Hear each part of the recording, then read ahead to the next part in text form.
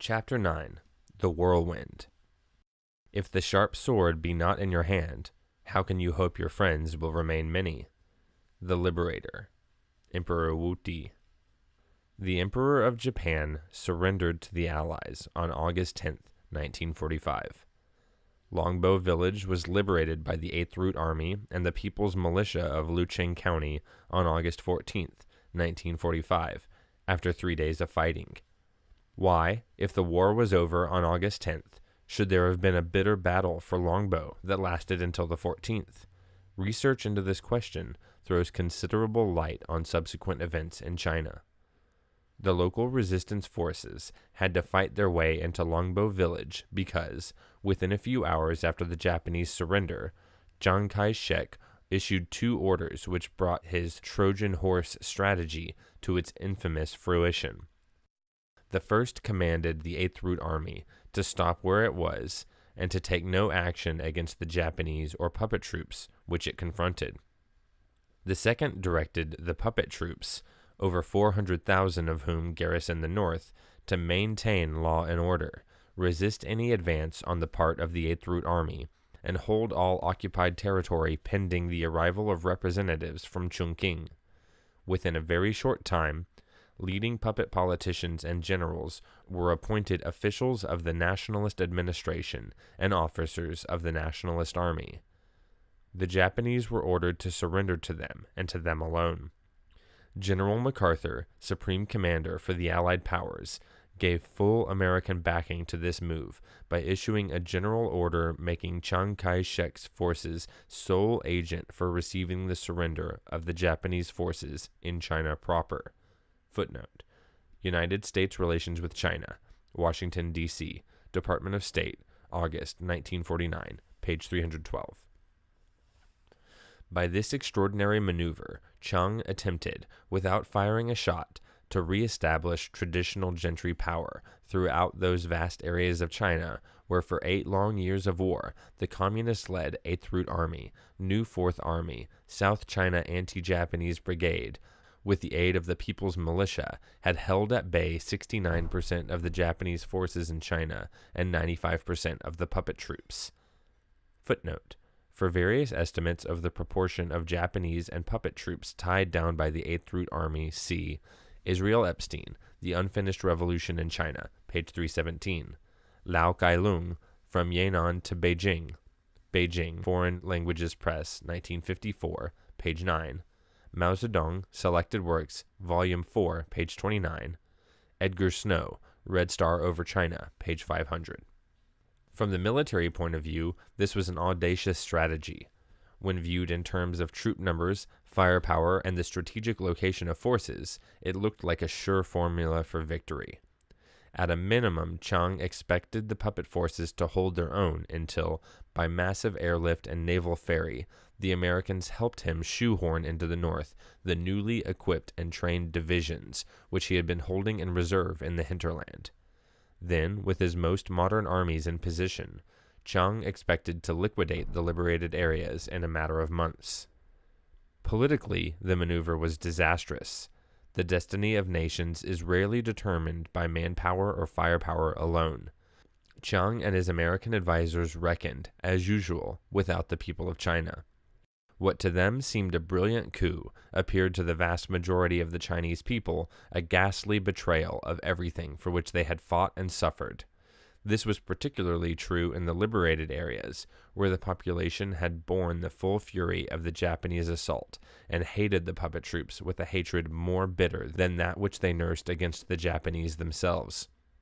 When Commander-in-Chief Chu Te ordered the 8th Root Army and the new 4th Army to take the offensive and force the surrender of the troops that faced them, millions of militiamen and tens of millions of ordinary people gave them the most enthusiastic support. Within a few days, several 100,000 square miles of territory, with a population of over 50 million people, were liberated. Footnote: By the time this campaign was concluded, over a third of China's population and a quarter of her territory were in communist-led areas. Finding himself unable to stem the popular tide by the use of puppet troops turned patriot by decree, Chiang made a further desperate move. he ordered the Japanese army back into battle. On August 23, 1945, Ho Ying-chin, commander-in-chief of the nationalist armies, directed Yasugi Okamura, commander-in-chief of Japan's forces in China, to defend the positions they already held and to recover the territories recently lost in the liberated areas. Footnote: Ho Ying-chin's order read as follows. A.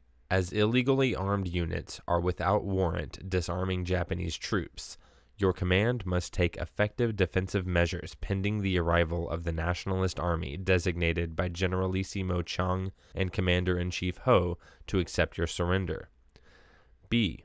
As bandit units are attacking Kaifeng, Tientsin, Chengchao, and other cities, special attention must be paid to the above-mentioned facts, and Japanese troops already designated must, in accordance with our Memorandum No. 4, be swiftly concentrated in these cities, as well as other places, for effective defense.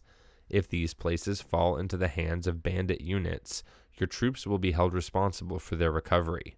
See Lao Kailung, From Yan'an to Beijing, page 10. Simultaneously, the American military, by no means confident of Chiang's strength, and fearful lest neither his Trojan horse puppets nor the demoralized Japanese could hold out against the communist-led offensive, dumped 50,000 Marines into the port of Tientsin and deployed them rapidly north and west along the main trunk railroads.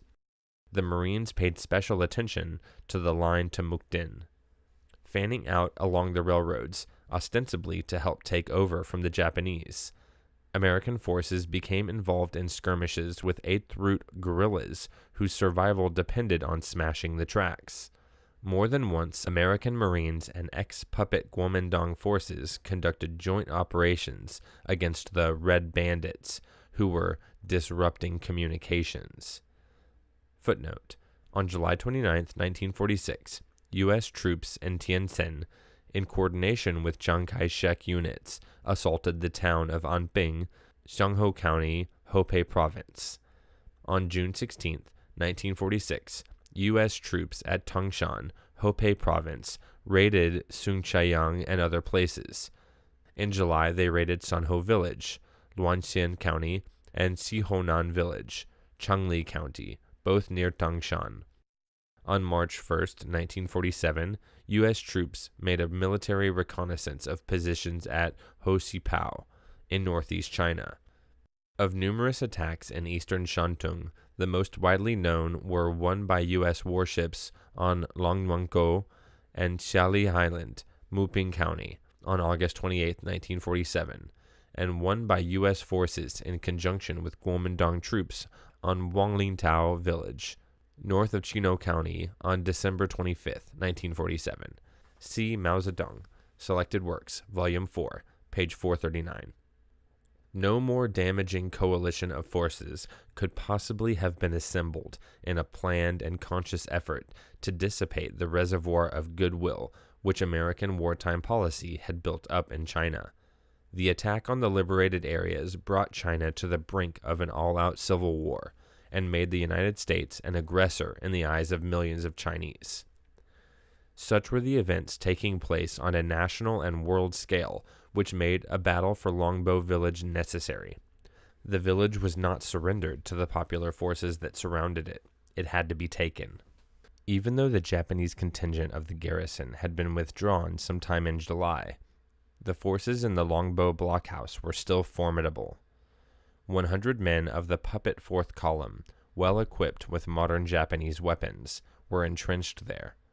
Additional manpower was provided by several dozen new recruits who made up the Ai Sang Tuan, or Love the Village Corps, a creation of the Shanxi provincial Kuomintang working through the puppet administration.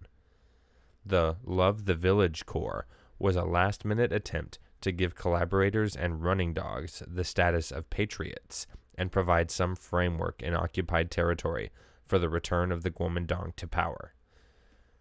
The Longbo youths who joined this corps were young men who had collaborated in one way or another with the Japanese during the years of the occupation. They were the street captains, self-defense corps rank and file, and minor village officials who had been conscripted or appointed, often against their will, to posts in the apparatus of oppression. Fearing revenge at the hands of the victorious Eighth Root Army, they asked for protection in the fort, and many took an active part in its defense. But all the remnant puppet forces and the last-minute irregulars organized by the Kuomintang were no match for the Eighth Root Army and its supporting militia. The seasoned anti-Japanese troops surrounded all the strong points that flanked the Chongqing-Lucheng highway simultaneously, and still had several hundred regulars to spare for the biggest blockhouse of them all, at Longbo. They did not immediately storm its stake-lined moats and mud walls, but moved quietly into position, probed the defenses, and exchanged scattered shots in order to play on the nerves of the defenders, while their own Trojan horse tactic had time to bear fruit. The Trojan horse in this case was Tian Ming. He had joined the Love the Village Corps and gone inside the fort to feel out sentiment, count the defenders, and estimate their weapons and ammunition. After 3 days on the inside, Tian Ming came out with a report that food supplies were almost gone and morale close to zero. By that time, the militiamen from all over the county had been brought up. The fields were alive with armed men. They clogged every strip of corn and tall kaoliang that served as cover in the open countryside, and overflowed into the cotton and potato patches. Peasants in the village estimated their number at well over 1,000. When, in the dead of night, the bugle sounded the call to attack, militiamen and regulars swarmed over the walls from all sides. The battle was soon over. The fourth column surrendered unconditionally.